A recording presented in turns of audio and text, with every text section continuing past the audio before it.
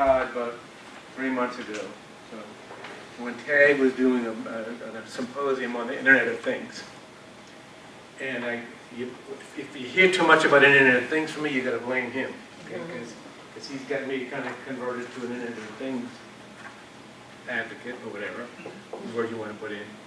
But I absolutely believe that Internet of Things is going to change the way we educate, change the way we learn, change the way we perform. And right now there's a void. There's nobody really taking a leadership on it. And I believe that learning professionals, if we want to finally get to the boardroom, if we want to finally move ourselves ahead, let's open up our minds to the Internet of Things and how that's going to not just talk about it, not just teach about it, but how it's going to transform the way we do things. So I'm going to get out of the way, but listen to him from his perspective on the Internet of Things and his passion for it and what he's trying to do. And take from that, how are we going to change what we do and the way we do it. So, sorry. Thank you. Hi. Who knows the definition of a reluctant leader? So if you're the only one asking the questions, nobody's answering, guess what? You're that guy or gal. I couldn't spell IoT this time last year. And as Paul said, I sit on 2 boards at Tech, Cloud and Mobility. And middle of last summer, both of these societies said, hey, we want to do a big signature event next year, but we don't know what. Fast forward to November of last year, and they independently settled on the Internet of Things. And being privy to both conversations, I said, hey, let's work together. I'll chair it. And I'm thinking, let's work. Then we sent that email to both boards and some executives that we collectively met over a few years. And within a week, over 40 people volunteered to help out, and over half of them were senior executives from places like Coca-Cola, Equifax, First Data, Global Payments, Aaron's, Rollins, Racetrack, Georgia Tech, Georgia State, Emory, Kennesaw State, Board of Regents University System, Georgia. And the list just kept growing and growing, and I'm looking at this going, holy cow, what is this? How do you spell it? And that list, as it continued to grow, it validated something that I believe quite passionately. It's an idea that Georgia has the most powerful technical ecosystem in the world, except nobody knows about it. And the way I define that, when you look at the cadence at which our senior executives get together in person, voluntarily, and help each other solve problems, share ideas, or simply give back to our community through charitable organizations, whether it's American Cancer Society or United Way or Europe or STEM programs, there's nothing like it. It's called the Southern way of doing business, right? And the narrative in Atlanta, inside our bubble, is that we're this powerhouse, about the number 5 in technology states and power centers, and I've been drinking that Kool-Aid for years, and I started doing some research, and I realized it is simply embarrassing that we're nowhere on anyone's list outside of Georgia. We're not even on top 25 list in the North American cities, let alone competing against the globe. I then met somebody named Helen Loche. He's Executive Director at Georgia Tech Research Institute for the Center of Development of Internet of Things, Applications Technologies. I'll just say this, he's from France. He's got that, that cool Frenchman accent. Uber nerdy, and we just got along. I'm a nerd, and he, so to speak, there's 2 things I learned from him that literally changed the trajectory of my life and maybe become this reluctant leader. The first thing is that we're on the precipice of the 4th Industrial Revolution. How many of you have heard of that term? Okay, half. That's respect, because this time last year, there might have been 1 or 2 people, at best, that have heard of this, right? I'll define that, right? The first one was in England. It's steam-powered engines, so going from horse and plow to steam engines, right? The second one was in the Northeast United States, and that's electricity and the advent of assembly lines and mass productions. The third one was the computer industrial revolution out on the West Coast with the automated factory. And now we're entering the age of the 4th Industrial Revolution. Which brings me to the second thing I learned from Alan Loche. It's the fact that we're not leading.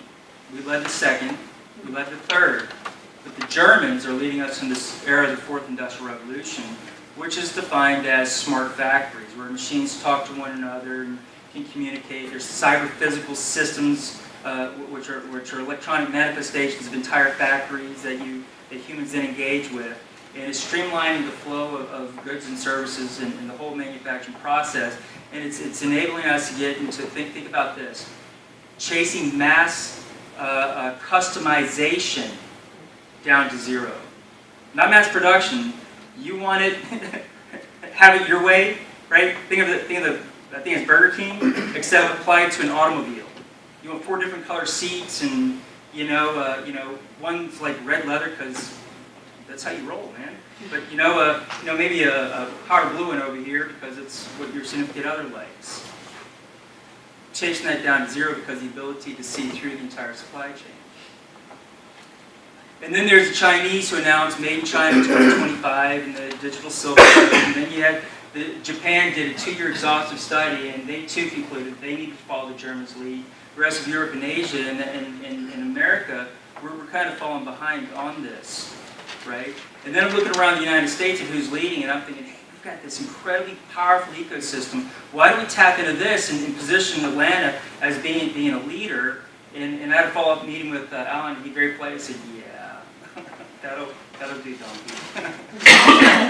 or that'll do, pig, depending on your reference, right? He said, that ship has sailed.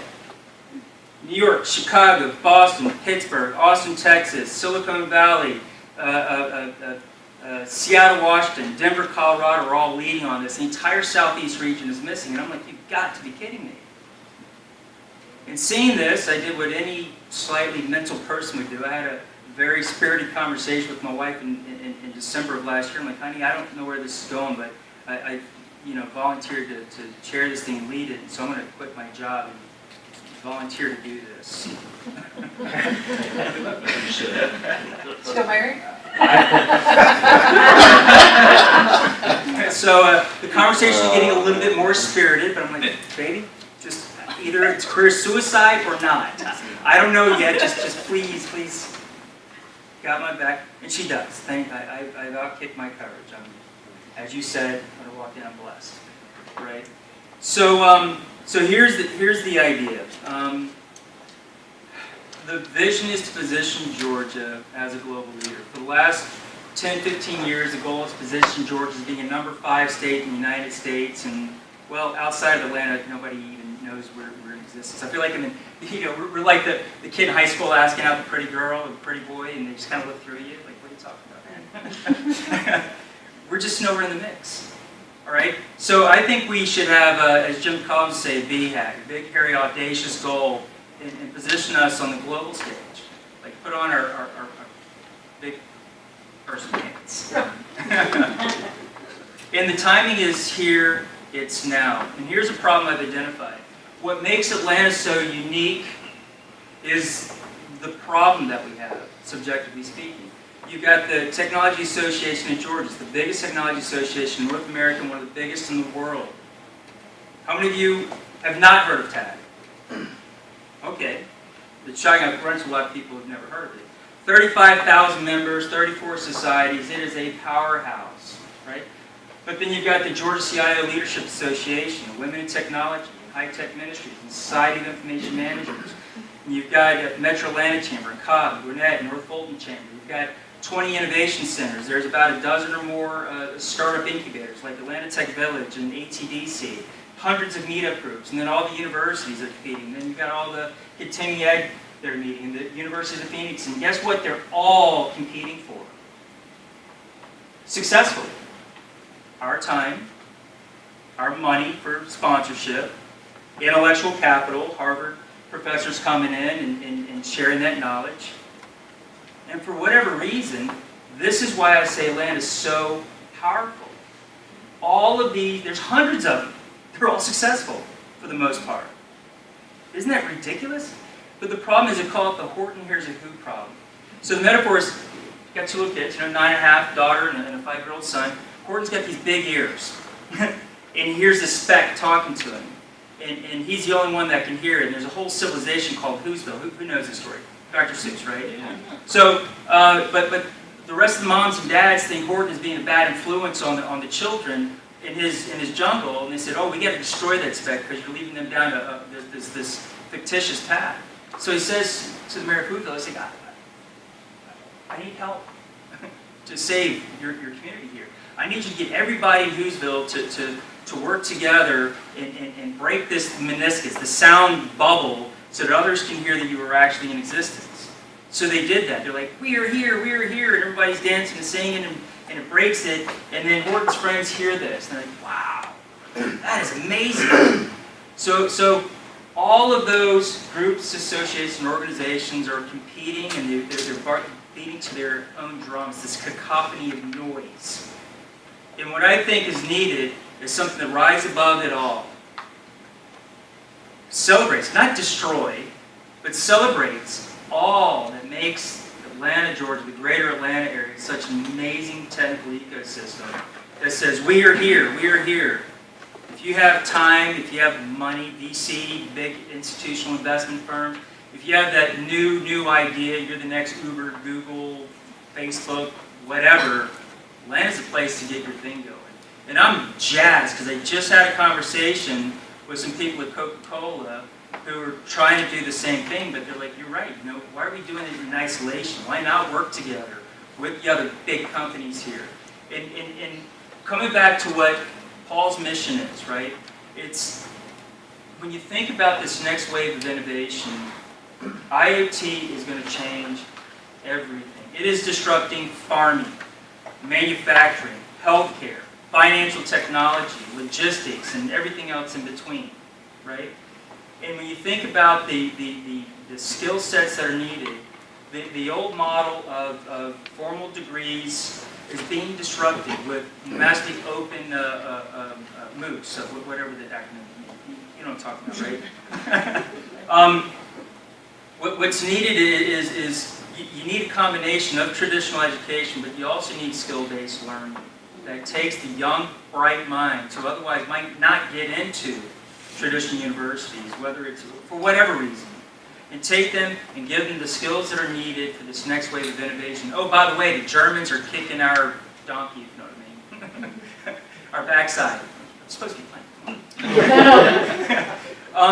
What they're doing is they're partnering. It's a public-private partnership, but they're working with the students, the people that are mid-career, and they're retooling, repurposing, repatriating jobs in Germany for this next wave of technical innovation, which is all around the Internet of Things. And I think it's schools like yours and others coming together and taking the talent, producing what we need today.